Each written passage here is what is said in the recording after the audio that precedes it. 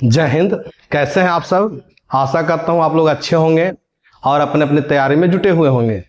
तो आज हम लोग मॉडर्न फिजिक्स, जिसको आधुनिक भौतिकी भी बोलते हैं, उससे संबंधित एक प्यारा सा एमसीक्यू प्रश्न यानी वस्तुनिष्ठ प्रश्न का सेशन लेकर के आए हैं, जिसमें कि जो इंपॉर्टेंट प्रश्न जो परीक्षा में हूबहू पूछे जाते हैं उन्हीं को समावेशित किया गया है। तो आइए देखते हैं आज का प्यारा सा सेशन। इस सेशन की शुरुआत आज एक बहुत ही अच्छे सुविचार से मैं करना चाह रहा हूं। वो सुविचार क्या है कि एक बात हमेशा याद रखना, बेहतरीन दिनों के लिए बुरे दिनों से लड़ना पड़ता है। यानी अगर आप चाहते हैं कि आपके दिन अच्छे हों तो सबसे पहले आपके जो खराब दिन है, बुरे दिन है, उनसे आपको लड़ना पड़ेगा, आपको मेहनत करनी होगी, तब जाकर के आपके बेहतरीन दिन आएंगे। तो आइए शुरुआत करते हैं आज का यह प्यारा सा सेशन। आज का हमारा पहला क्वेश्चन है कि परमाणु के नाभिक में होते हैं। तो परमाणु जो होता है वो इलेक्ट्रॉन, प्रोटॉन और न्यूट्रॉन का बना होता है, जिसमें प्रोटॉन और न्यूट्रॉन जो होते हैं वो परमाणु के नाभिक में होते हैं। तो इसका आंसर जो है ये सही होगा। और इलेक्ट्रॉन जो है वो नाभिक के चारों ओर वृत्ताकार कक्षा में चक्कर लगाते हैं। बात करते हैं परमाणु की, तो परमाणु जो होता है वो विद्युतीय उदासीन होता है, क्योंकि इसमें समान संख्या में इलेक्ट्रॉन और समान संख्या में प्रोटॉन होते हैं। नेक्स्ट क्वेश्चन है, न्यूट्रॉन की खोज किसने की थी? तो जो न्यूट्रॉन की जो खोज किया था वो चैडविक नामक यानी जेम्स चैडविक नामक वैज्ञानिक ने सन 1932 ईस्वी में किया था। न्यूट्रॉन जो होता है वह एक उदासीन कण है। बात करते हैं प्रोटॉन की, तो प्रोटॉन जो होता है वो होता है धनावेशित। और बात करते हैं इलेक्ट्रॉन को, तो इलेक्ट्रॉन जो होता है वो होता है ऋणावेशित। आइए देखते हैं नेक्स्ट क्वेश्चन को। जो हमारा नेक्स्ट क्वेश्चन है कि जिस तत्व के परमाणु में 2 प्रोटॉन और 2 न्यूट्रॉन और 2 इलेक्ट्रॉन हो तो उस तत्व का द्रव्यमान संख्या क्या होगा? यानी नंबर ऑफ इलेक्ट्रॉन भी 2 है, नंबर ऑफ प्रोटॉन भी 2 है और नंबर ऑफ न्यूट्रॉन भी क्या है? 2 है। तो द्रव्यमान संख्या होता है Z+N, यानी परमाणु संख्या और न्यूट्रॉन की संख्या। परमाणु संख्या होता है जो प्रोटॉन की संख्या के बराबर होता है, यानी ये 2 और न्यूट्रॉन की संख्या 2, तो 2 और 2 4, यानी इसका ऑप्शन बी जो होगा बिल्कुल सही जवाब होगा। आइए देखते हैं अगले प्रश्न को। हमारा अगला प्रश्न है, नाभिक का आकार यानी नाभिक की त्रिज्या होती है। तो नाभिक बहुत छोटा होता है, जिसकी त्रिज्या 10⁻⁻15 मीटर या 1 फर्मी होता है। बात करते हैं परमाणु, तो परमाणु की जो त्रिज्या होती है वो 10⁻10 मीटर यानी 1 एंगस्ट्रॉम होता है। नेक्स्ट क्वेश्चन देखते हैं। हमारा जो अगला प्रश्न है वह प्रश्न है पोजिट्रॉन की खोज किसने की थी? तो पोजिट्रॉन जो होता है वो पॉजिटिव इलेक्ट्रॉन होता है। पोजिट्रॉन जो होता है वो होता है पॉजिटिव इलेक्ट्रॉन, जिसका द्रव्यमान तो इलेक्ट्रॉन के बराबर होता है, लेकिन उस पर जो चार्ज होता है वो +1.6 × 10⁻⁻19 कूलम, जो कि इलेक्ट्रॉन के उल्टा है। इलेक्ट्रॉन पे माइनस होता है, -1.6 × 10⁻⁻19 कूलम, इसमें प्लस होता है, इसलिए इसको पॉजिटिव इलेक्ट्रॉन, शॉर्ट में पोजिट्रॉन कहा जाता है। इसके खोज करने वाले वैज्ञानिक का नाम था एंडरसन। तो ऑप्शन डी जो होगा बिल्कुल सही जवाब होगा। आइए देखते हैं अगला प्रश्न। हमारा अगला क्वेश्चन है, हाइड्रोजन परमाणु के न्यूक्लियस यानी नाभिक में प्रोटॉन की संख्या कितनी होगी? तो हाइड्रोजन का जो होता है वह परमाणु संख्या भी 1 होता है और द्रव्यमान संख्या भी 1 होता है, जिससे पता चलता है कि हाइड्रोजन में इलेक्ट्रॉन की संख्या 1, प्रोटॉन की संख्या भी 1, लेकिन न्यूट्रॉन की संख्या 0 होती है। तो यहां चूंकि पूछ रहा है प्रोटॉन की संख्या, तो प्रोटॉन की संख्या कितनी हो जाएगी? 1, लेकिन जब न्यूट्रॉन की संख्या पूछता तो आंसर होता 0। हाइड्रोजन एकमात्र ऐसा तत्व है जिसके नाभिक में न्यूट्रॉन नहीं होते हैं, इसको याद कर लीजिएगा, हाइड्रोजन एकमात्र ऐसा तत्व है जिसके नाभिक में न्यूट्रॉन नहीं होते हैं। नेक्स्ट क्वेश्चन देखते हैं,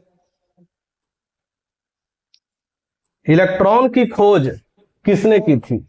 इलेक्ट्रॉन की खोज जे थॉमसन ने 1897 ईस्वी में किया था। इलेक्ट्रॉन जो होता है वो ऋणावेशित होता है, इस पे -1.6 इंटू 10⁻⁻19 कूलम्ब आवेश होता है। नेक्स्ट क्वेश्चन देखते हैं, किसी तत्व की परमाणु संख्या किसकी संख्या होती है? तो नाभिक में जो प्रोटॉन की संख्या होती है उसे ही परमाणु संख्या कहते हैं, और जिसे हम Z से सूचित करते हैं। इसका आंसर जो होगा वो सी बिल्कुल सही होगा। आइए देखते हैं नेक्स्ट प्रश्न। तो हमारा जो अगला प्रश्न है वो है, इलेक्ट्रॉन वहन करता है। तो इलेक्ट्रॉन पर क्या होता है? 1 यूनिट ऋण आवेश होता है।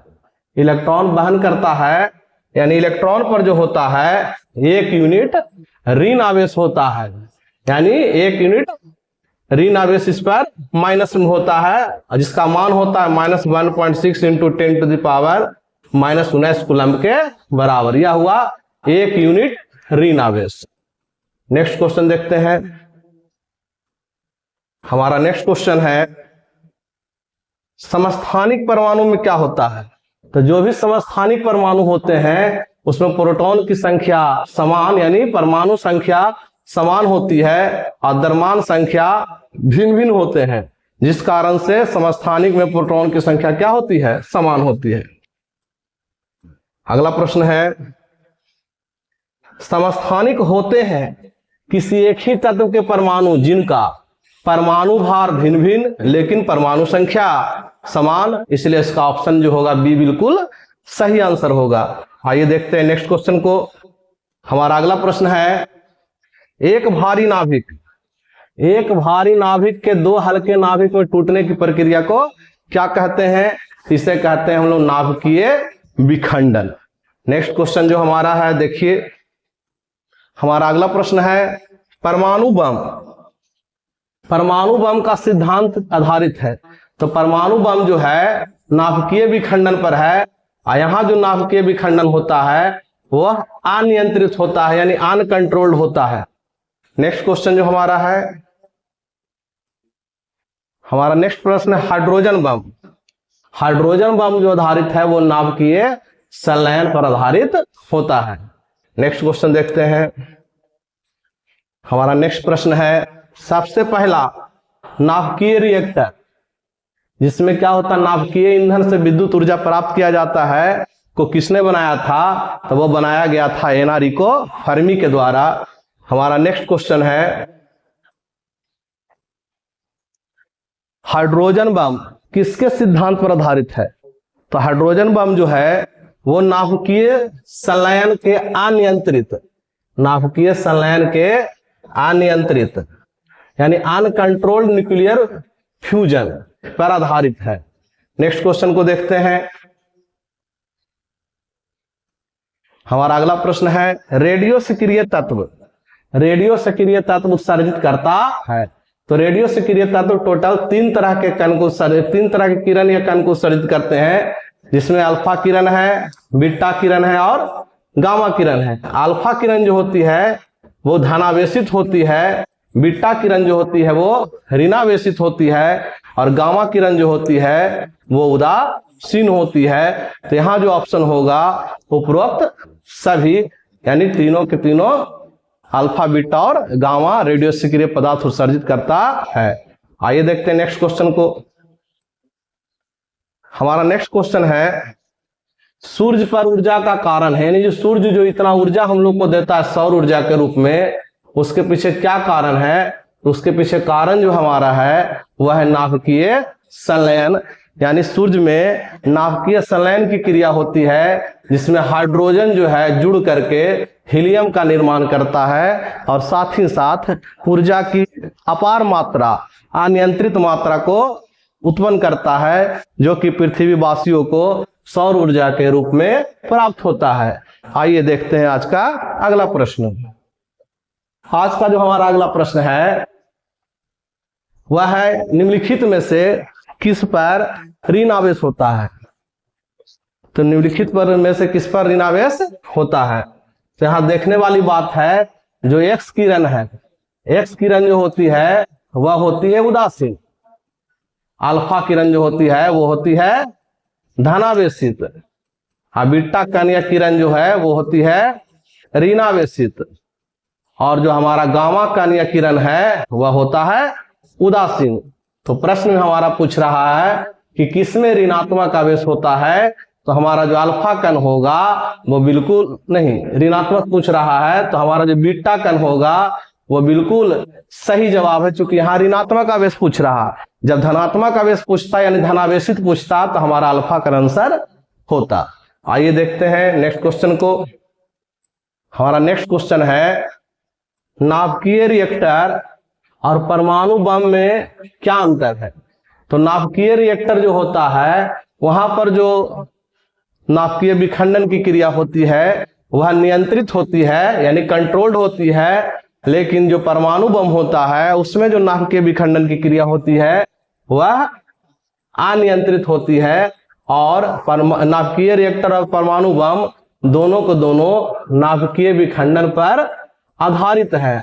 अंतर केवल इतना ही है कि नाभिकीय रिएक्टर में यह कंट्रोल्ड होता है यानी नियंत्रित होता है, जबकि परमाणु बम में यह अनियंत्रित हो जाता है। नेक्स्ट क्वेश्चन को देखते हैं। हमारा जो अगला प्रश्न है वह अल्फा कण, अल्फा कण के 2 इकाई धनावेश होते हैं, इसका द्रव्यमान लगभग बराबर होता है। तो अल्फा कण जो होते हैं वह हीलियम आयन यानी He++ के बराबर होते हैं, जिस पर 2 इकाई धन आवेश होते हैं, और उसका जो द्रव्यमान है वो लगभग हीलियम के 1 परमाणु के बराबर होता है। इसलिए ऑप्शन जो होगा बी बिल्कुल सही होगा। आइए देखते हैं नेक्स्ट क्वेश्चन को। हमारा जो नेक्स्ट प्रश्न है, कोबाल्ट 60, कोबाल्ट 60 आमतौर पर विकिरण चिकित्सा में प्रयुक्त होता है क्योंकि यह उत्सर्जित करता है, इससे गामा किरण उत्सर्जित होता है। आइए देखते हैं नेक्स्ट क्वेश्चन को। हमारा जो नेक्स्ट प्रश्न है, नाभिकीय रिएक्टर में, नाभिकीय रिएक्टर में न्यूट्रॉन नियंत्रक के रूप में किसका प्रयोग होता है? तो कैडमियम के छड़ या बोरॉन के छड़ का प्रयोग किया जाता है। नेक्स्ट क्वेश्चन है, क्यूरी, क्यूरी किसकी इकाई का नाम है? यह रेडियो एक्टिविटी यानी रेडियो धर्मिता की इकाई है, इसलिए ऑप्शन ए बिल्कुल सही जवाब हो जाएगा।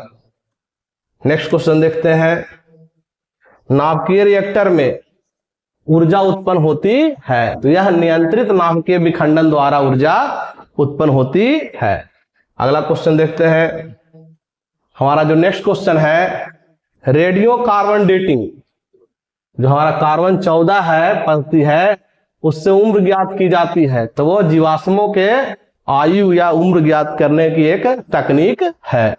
नेक्स्ट क्वेश्चन देखते हैं। हमारा अगला प्रश्न है, नाभिकीय रिएक्टर में भारी जल का उपयोग किस लिए होता है?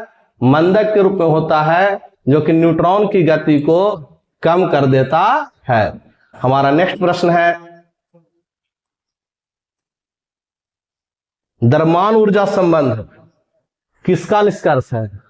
तो द्रव्यमान ऊर्जा संबंध जो होता है वो होता है E = mc²। इसको देने वाले वैज्ञानिक का नाम था आइंस्टीन महोदय, और इसे सापेक्षिकता का सामान्य सिद्धांत भी कहते हैं। इस सूत्र के द्वारा द्रव्यमान को ऊर्जा में और ऊर्जा को द्रव्यमान में बदला जा सकता है। आइए देखते हैं नेक्स्ट क्वेश्चन को। हमारा जो नेक्स्ट प्रश्न है, सौर ऊर्जा को बिजली में परिवर्तित करने के लिए किसका प्रयोग होता है? तो प्रकाश वोल्टीय सेल, जिसको हम लोग सौर सेल भी कहते हैं। और जो सौर सेल जो होता है वह सिलिकॉन, सिलिकॉन का बना होता है, और सिलिकॉन एक उपधातु है जिसका संकेत SI होता है। आइए देखते हैं आज का अगला कोई प्रश्न। अगला हमारा प्रश्न है, परमाणु बम के विस्फोट में भारी मात्रा में ऊर्जा निकलती है, उसमें क्या होता है? जो द्रव्यमान है वह ऊर्जा में बदल जाता है, यानी द्रव्यमान का ऊर्जा में परिवर्तन होता है, और यह E = mc² सूत्र पर आधारित होता है। आइए देखते हैं नेक्स्ट क्वेश्चन को।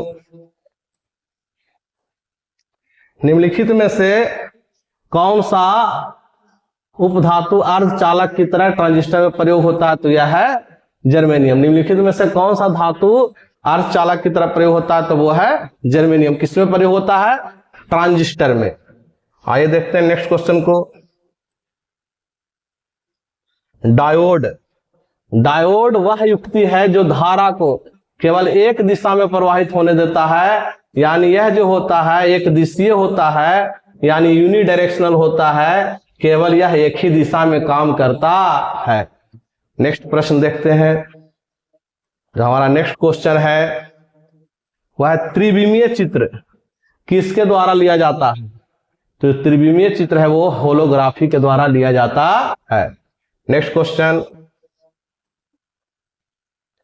टीवी कंट्रोल, टीवी रिमोट जो कंट्रोल होता है वो किस सिद्धांत पर कार्य करता है? अवराक्त तरंग या इंफ्रारेड तरंग, इस पर आधारित होता है हमारा टीवी का रिमोट। नेक्स्ट देखते हैं प्रश्न, वह है आईसी चिप्स एकीकृत परिपथ में प्रयुक्त अर्धचालक चिप्स होता है। यानी जो आईसी चिप्स जो होते हैं वो सिलिकॉन के बने होते हैं। किसके बने होते हैं? सिलिकॉन के बने होते हैं। तो इसका जो जवाब होगा वह सिलिकॉन, ऑप्शन सी बिल्कुल सही होगा। आइए देखते हैं नेक्स्ट क्वेश्चन को।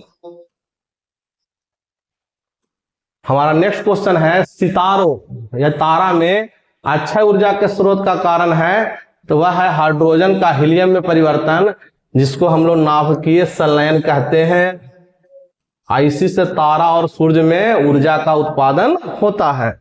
आइए देखते हैं अगला प्रश्न। अगला प्रश्न है प्रकाश वोल्टीय सेल होते हैं। तो प्रकाश वोल्टीय सेल सौर सेल होते हैं जो सौर ऊर्जा को विद्युत ऊर्जा में बदलते हैं। सौर ऊर्जा को विद्युत ऊर्जा में बदलने का कार्य करते हैं। हमारा जो नेक्स्ट प्रश्न है वह है विद्युत उत्पन्न करने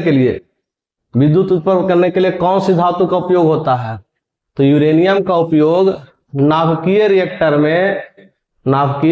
में विखंडन की क्रिया कराकर विद्युत उत्पन्न करने में किया जाता है। आइए देखते हैं आज का अंतिम प्रश्न। तो हमारा जो अंतिम प्रश्न है वह है लेजर जिससे कि आंख का इलाज होता है, उसका फुल फॉर्म क्या है? लेजर का फुल फॉर्म क्या है? इसका जो लेजर का जो फुल फॉर्म है वह है light amplification by stimulated emission of radiation, यानी ऑप्शन बी इसका बिल्कुल सही जवाब होगा। यह था हमारा आज का प्यारा सा सेशन। आशा करता हूं यह सेशन आप लोगों को काफी अच्छा लगा होगा। मिलते हैं अगले वीडियो में, तब तक के लिए जय हिंद, जय भारत।